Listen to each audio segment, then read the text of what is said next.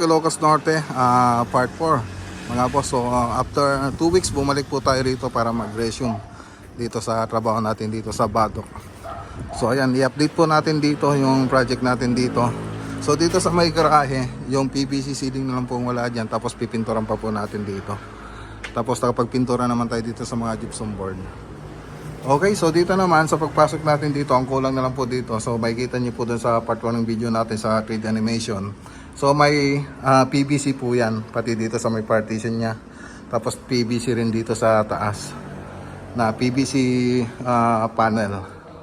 Tapos dito meron ding tubular dito na nakahaspe do sa 3D model natin. Tapos yung TV console meron din po yan. So may kita nyo po yan doon sa part 1 ng video. Okay, so white and black lang po yung combination ng project natin dito. Tapos gumamit po tayo ng MLB na cornisa. So yung MLB, tapos ito yung 45. Okay, punta naman tayo dito sa may hallway. So padaanan po natin. So ayan po siya.